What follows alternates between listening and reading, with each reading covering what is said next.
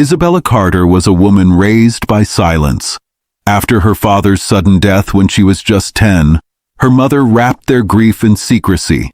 Questions about what happened were always met with tight lips and watery eyes. "He's in a better place," her mother would say, brushing Isabella's hair at night, her voice trembling like a candle's flame in a storm. Years later, Isabella had grown into a graceful, intelligent woman with ambition in her bones and a quiet sadness she wore like perfume. She studied law, not to fight injustice, but to make sense of the rules that broke her family apart. She didn't come from wealth, but she carried herself like someone who understood value, of people, of truth, of time. Welcome to Afro Tales TV, your home for rich, exciting, and inspiring stories from around the world. Today's story will touch your heart and keep you hooked till the very end. If you're new here, please hit that subscribe button and turn on the notification bell so you never miss any of our amazing stories. It was at a charity ball hosted in Notting Hill that she met Ethan Kingsley, the heir to the Kingsley Group, one of the most influential investment families in London. He was tall and elegant, with a presence that drew people in without effort. Isabella wasn't dazzled by his money. It was the way he listened to her, the way his gaze didn't wander when she spoke about things that mattered to her. For the first time in years, she allowed herself to feel seen. Their relationship moved with quiet grace. Dates under city lights, long walks in Hyde Park, shared stories over tea. Ethan introduced her to a world she had never imagined she'd be part of, and yet it felt oddly familiar. He was warm, attentive, and when he proposed to her under the cherry blossoms at Kew Gardens, Isabella said yes with a soft smile and tears in her eyes.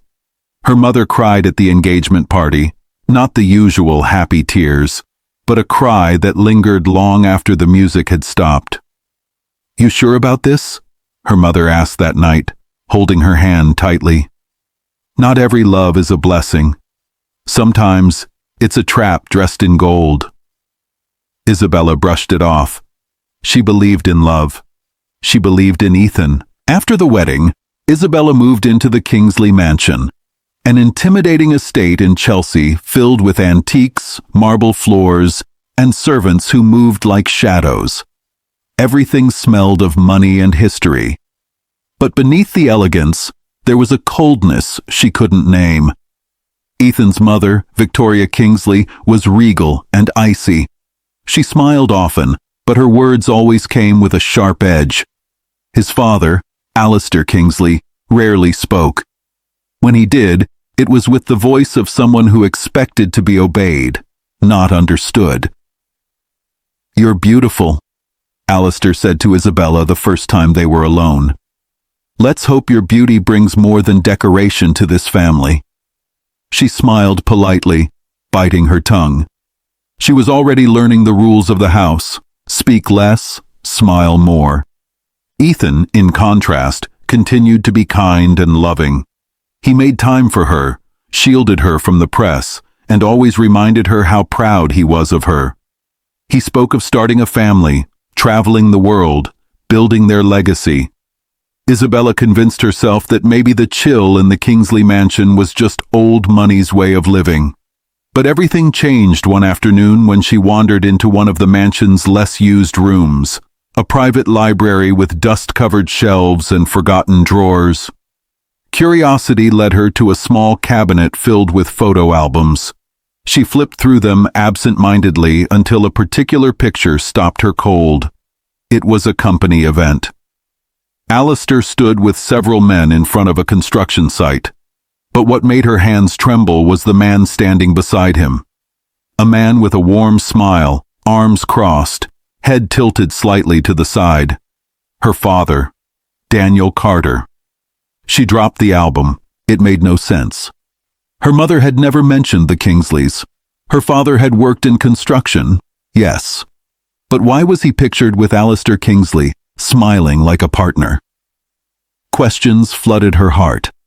She took a photo of the image and slipped the album back, her breath short and quick. That night, She couldn't sleep. Ethan was snoring softly beside her, completely unaware of the storm swirling in her chest.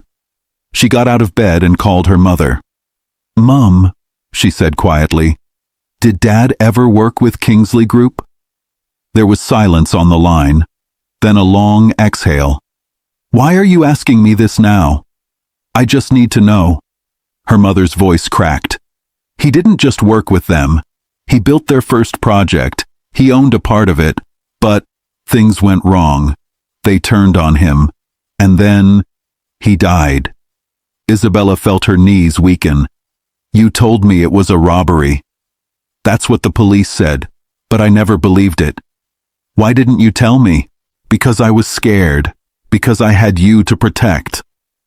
That night, something inside Isabella shifted. Love became suspicion. Trust became doubt. She kissed Ethan the next morning with the same mouth that whispered, "I'll destroy them," to herself in the mirror. She didn't tell Ethan what she knew.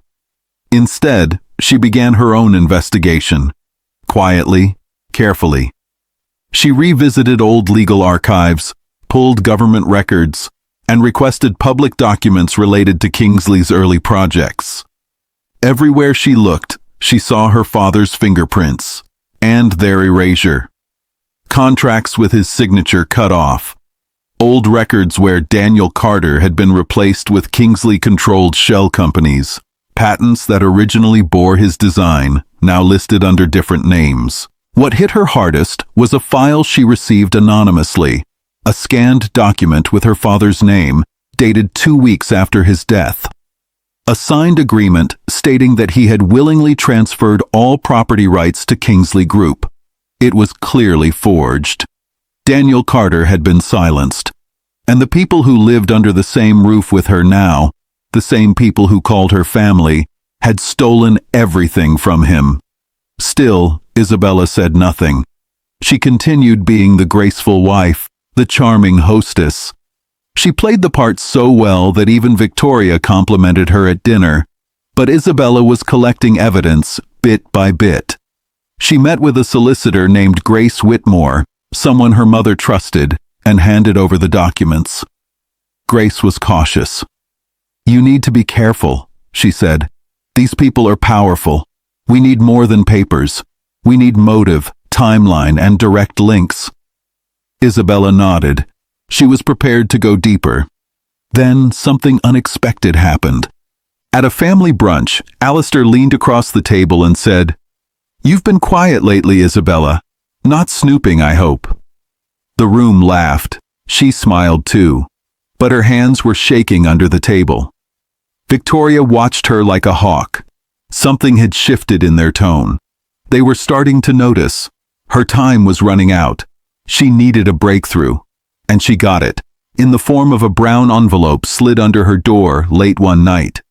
Inside was a USB stick and a note. "He didn't die by accident. This is what they said after." The recording was scratchy, but clear enough. Alistair's voice, followed by Victoria's. "He wanted out," Alistair had said. "He threatened to expose us." "And now?" Victoria's voice asked. "He won't speak again." It was enough. Enough to take to court. Enough to burn down their empire. But Isabella didn't rush. She knew this would be a storm, and storms needed timing. She hid the evidence, kissed Ethan goodnight, and kept pretending. Because revenge, when done properly, is patient. And Isabella Carter had waited her entire life for this moment. Isabella knew the game had changed the moment the USB arrived. She listened to the recording at least 20 times in the silence of her bedroom while Ethan slept beside her. The voices were unmistakable. Alistair's cold tone, Victoria's calculated calm. It wasn't just betrayal, it was cruelty. She had the evidence, but she also had a decision to make. Taking the matter public would mean dragging Ethan through fire. And despite everything, a small part of her still remembered the man who made her laugh, who listened without judging, who promised her peace in a world she no longer trusted. That man now looked like an illusion. Isabella chose silence. For now, the Kingsley mansion became her stage. She smiled at brunches, wore pearls to fundraisers, and toasted to the family name at corporate events. But behind that smile was a woman taking notes, collecting allies, and preparing for war. Grace Whitmore, her solicitor, warned her about the weight of what she was about to do. "If this goes to court," Grace said, "they will fight dirty. They'll dig into your past, your mother's, even your childhood. Are you ready for that?" Isabella nodded. "They destroyed my father's life. I won't let them destroy his name too." But it wasn't just about his name anymore. It was about legacy, truth, and healing. Behind closed doors, Isabella gathered everything she could: emails, blueprints, contracts. She befriended the housekeeping staff, asking innocent questions that sometimes led to unexpected answers. One afternoon, a maid named Clarissa pulled her aside. "I was here the night before your father's name disappeared from that project," she whispered. "I was cleaning the study. I heard shouting. Mr. Allister was on the phone, saying, 'He's getting in the way. We'll handle it tomorrow.' I didn't know what it meant then. But now—" "Why are you telling me this?" Isabella asked gently. "Because I have children," Clarissa said. "And if someone did this to them, I'd want someone to fight for the truth." Isabella thanked her, tears welling up in her eyes. Every new piece of the puzzle made her father more real again. Not just a man in a coffin, not just a name erased from history, but a father who dared to believe in partnership and got buried for it. But pretending wasn't easy. Victoria became more watchful, more inquisitive. At a family dinner, she leaned over the table and said quietly, "Isabella, I hear you've taken an interest in the company archives. Researching for a book, perhaps?" Isabella smiled. "No, just curious about the family history.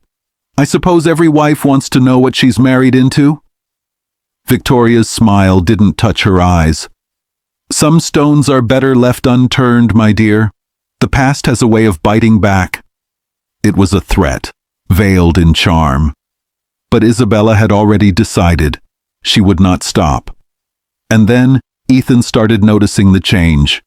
He confronted her one evening as she packed documents into her briefcase. "You're hiding something from me," he said. "Don't lie, Isabella. You've been distant. You barely look at me. What's going on?" Isabella turned slowly, measuring her words. "I'm grieving." "Grieving?" he echoed. "For my father," she said, her voice steady. "For the life he never got to finish." Ethan stared at her, puzzled. "Why now?" "Because I found out he used to work for your family," she said softly. "And he died before he got what he deserved." Ethan frowned. "What are you saying?" "I'm saying," she continued, "that the past isn't as buried as you think." Ethan said nothing. He stepped back, confused, maybe even afraid. But he didn't ask more questions, and Isabella didn't offer more answers. She knew he wasn't the mastermind, but he was still a Kingsley. Meanwhile, Grace pushed forward with the investigation.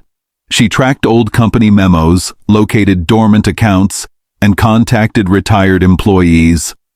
One of them, an old architect named Thomas Yu, provided a bombshell. "I worked with your father," he said in a trembling voice over a video call. "He was brilliant, honest. He believed in partnerships. But after the first Kingsley project launched, he started questioning the profit breakdown. He noticed funds going missing. When he confronted Allister, they argued. The next week, he died." "Why didn't you say anything?" Grace asked. "I was scared," he said. "Everyone was. But I'm dying now. I have nothing to lose." He signed an affidavit the next morning. It was enough to build a case, enough to go public. But as Isabella prepared to file the lawsuit, something terrifying happened. Her mother's apartment in East London was broken into. Nothing was stolen, but her father's old briefcase, the one with his notebooks and construction notes, was gone. Her mother called her, panicked. "They know, Isabella. They're trying to wipe everything again." Isabella rushed over, heart pounding. She hugged her mother tightly, promising protection. Grace reported the break-in to the police and added it to the list of suspicions. But the message was clear. The Kingsleys were getting desperate. That week, Isabella filed the lawsuit. Carter vs. Kingsley Group Lananad. The media exploded. News outlets ran headlines like, "Wife of Kingsley heir sues family for murder and fraud." Daniel Carter's daughter demands justice after 20 years of silence. Ethan was blindsided. He came home that evening, papers in hand, eyes red. "You're suing my parents?" he asked, voice trembling. "Do you have any idea what this means?" "I do," Isabella replied. "It means justice." "I didn't know about any of this," he whispered. "You lived in that house. You grew up watching them destroy people, and you said nothing. I was a child." "You're not anymore." He broke down, tried to hold her. She stepped away. "I loved you," she said quietly. "But you can't love someone while protecting the people who ruined her life." She left the house that night, checked into a hotel under another name. She knew it was no longer safe. The Kingsleys countered immediately, filing for defamation, leaking photos of Isabella's childhood, and painting her as a gold digger who married into wealth for status. But her evidence was solid. The voice recording, the forged documents, Thomas Yu's affidavit, Clarissa's testimony, and Grace's legal brilliance left no room for doubt. The court proceedings began, and the public turned their attention to the trial of the year. Isabella sat calmly in court as Alistair and Victoria entered the room, heads held high. They refused to look at her, but she looked at them, not with fear, with memory, with her father's face burning in her mind. She gave her testimony with grace, walking the judge through years of manipulation, silence, and grief. Her voice never cracked, even when she spoke of the night she found the photo, even when she described the sound of her mother's voice trembling through the phone. The courtroom listened. The judge listened. And so did the world. The trial that shook London had only just begun. Every day, headlines carried Isabella Carter's name like a banner for the unheard. Her face, calm, fierce, beautiful, graced television screens and online tabloids. She was no longer just the Kingsleys' daughter-in-law. She was the woman suing them for murder and fraud. Inside the courtroom, Isabella sat tall. Her eyes never left the bench. She didn't flinch when Alistair Kingsley was asked about the forged transfer agreement, or when Victoria denied the voice in the recording that said, "He won't speak again." They both denied everything. They claimed the signature on the documents was real, that Daniel Carter had willingly handed over his shares, that the voice in the recording was manipulated, that Isabella had turned bitter after her marriage began to crack. But Isabella never wavered. Grace Whitmore presented their case with quiet power. She brought in Clarissa, the maid, who testified in tears about what she had overheard that night. She brought in Thomas Yu, the architect, who walked into the courtroom slowly with a cane, but spoke with the clarity of a man whose conscience had been burning for decades. And then there was the recording, the one that had arrived in a brown envelope. When it was played, the room fell silent. Alistair. He wouldn't back down. He wanted his name on the project. Victoria. Then you should have made it look like an accident earlier. Alistair. It was an accident, once we paid for it. It was undeniable. It was chilling. The judge listened. So did the press. So did Ethan Kingsley, seated silently at the back of the courtroom, hands clasped tightly. When he took the stand, Isabella looked away. He confirmed he had no knowledge of what his parents did, that he was only a teenager at the time of Daniel Carter's death, that he believed Isabella had truly loved him. But Grace wasn't done. She submitted one final piece of evidence, overlooked by everyone. A bank transaction from 2004 showing a trust fund set up under Ethan's name, an account tied to money funneled through Carter's erased company shares. "Did you ever question where that money came from?" Grace asked. Ethan hesitated. "No, I trusted my parents." "And now?" "I don't know what to believe anymore." Isabella said nothing. But inside, something cracked. It wasn't rage. It wasn't hate. It was the dull ache of knowing the person you once loved had been fed by the blood of your father's stolen dream. The trial lasted 3 weeks, witness after witness, evidence after evidence. Public support swelled around Isabella. People saw her not just as a grieving daughter, but as a woman who dared to take on a dynasty. And then, the verdict came. Alistair and Victoria Kingsley were found guilty of conspiracy to commit fraud, forgery, and voluntary manslaughter. The courtroom held its breath as the judge declared, "In the eyes of this court, Daniel Carter's death was not a random act of violence, but a deliberate silencing to protect corporate greed. Justice delayed is not justice denied." Alistair was sentenced to 22 years in prison. Victoria received 18 years. The courtroom erupted, but Isabella did not cry. She simply closed her eyes and exhaled. Outside the courthouse, reporters begged for comments. Microphones were shoved in her face. But she said only one thing. "My father was a builder, not just of structures, but of people. They took his life, but they couldn't take his truth. And now, the world knows who he really was." She left the courthouse without looking back. But the story wasn't over yet. In the weeks that followed, Isabella inherited her father's rightful shares from the first Kingsley Group project. With Grace's help, she reclaimed all the intellectual property, designs, and original blueprints that had once been stolen. She donated a large portion of the court settlement to establish the Daniel Carter Foundation, a scholarship program for underprivileged young people studying engineering and architecture across the UK. The remaining assets were transferred to her name: buildings, royalties, lands, everything her father had touched, now restored under the Carter legacy. She moved out of the hotel and into a quiet home in Richmond. No more cameras, no more courtrooms, just books, plants, and silence. But healing wasn't simple. Some nights she woke up crying.